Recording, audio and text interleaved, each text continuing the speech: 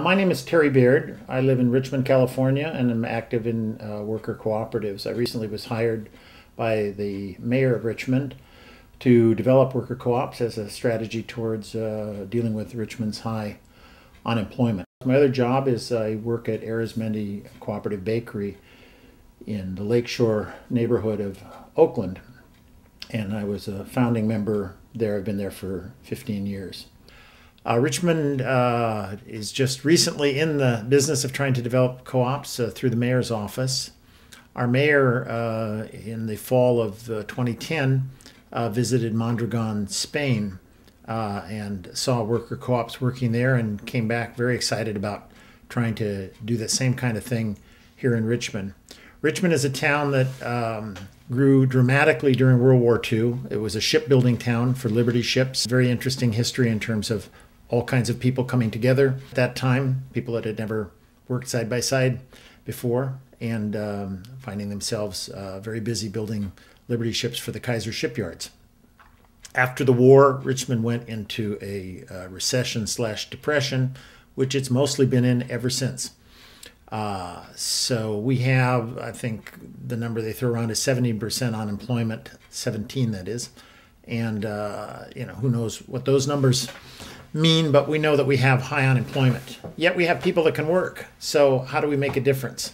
What are we missing? We have railroad lines coming through town. It's a terminus for the old Santa Fe lines. We have production workers in town. We've got lots of things. We've got several freeways that go through town. So we're centrally located, and we have space because of some of the businesses that have left Richmond.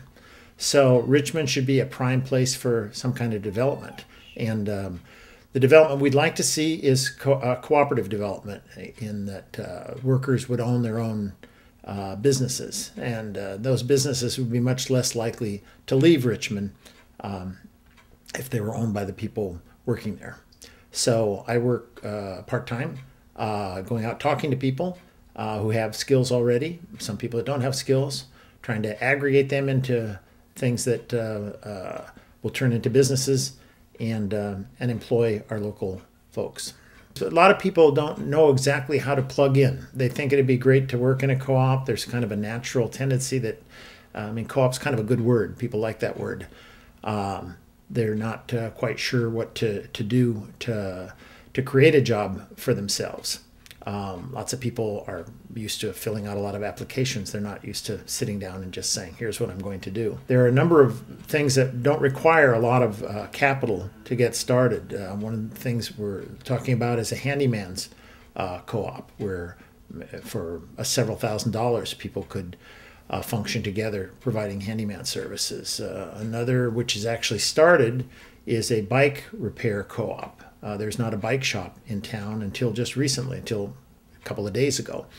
A fellow started a bike shop, kind of a community service kind of bike shop, and he'd like to add a cooperative element for youth. He works a lot with youth, and he wants to have a mobile bike repair with electric bicycles that would go out to, say, coffee shops and work on people's bikes, do tune-ups, etc., while people are having their coffee.